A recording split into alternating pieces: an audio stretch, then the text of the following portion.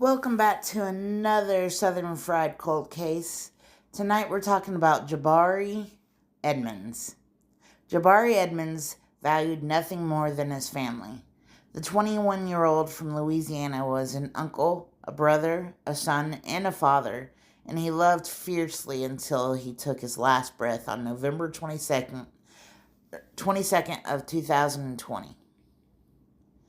Jabari was incredibly close to his older sister, Courtney. We talked at least 5 times a week before he died, she said. Close to Thanksgiving 2020, Courtney and her brother were texting as they normally did when Jabari wrote that he was expecting her to come down from Texas to Louisiana that night after work. He was helping with my kids. I said I would get up early and get on the road in the morning, but then all of a sudden he stopped responding. I didn't think anything of it. It was around 10:20 p.m. when we stopped talking. Courtney went about her night getting ready to see her family the next morning when she saw a missed call from her aunt around 11:15 p.m. She knew something was wrong then. Courtney called her aunt back multiple times with no response. Then she called her other sister. She then learned that her brother had been shot and was in the hospital. From Texas, Courtney hit the road to Louisiana. I didn't know anything other than that my brother had been shot. It's normally a 2.5-hour drive, but I made it there in an hour and 45, she said.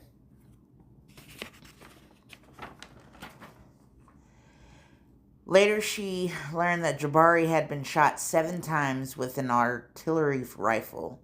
His cousin was with him and was shot in the knee.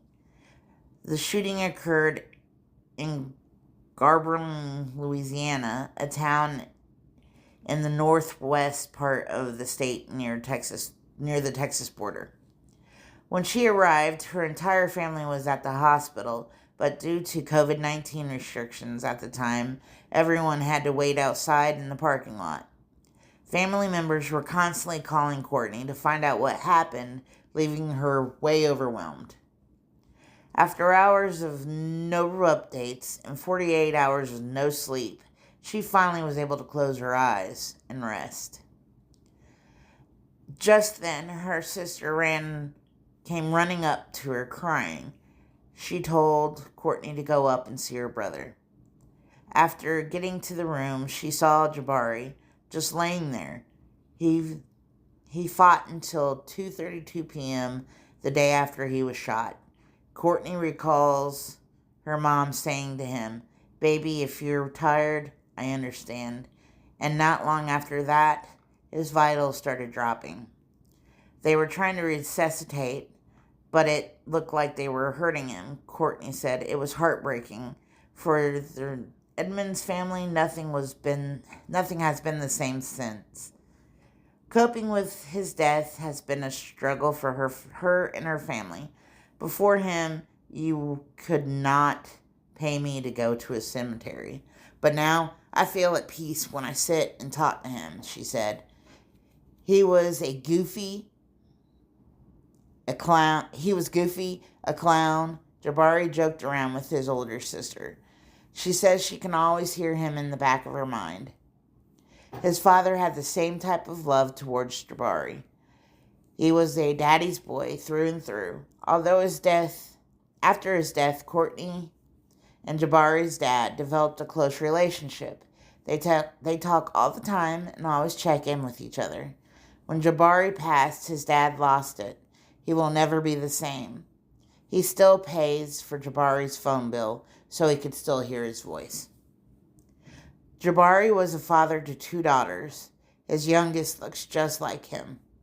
Jabari had attended Grambling State University for 2 years before taking a break.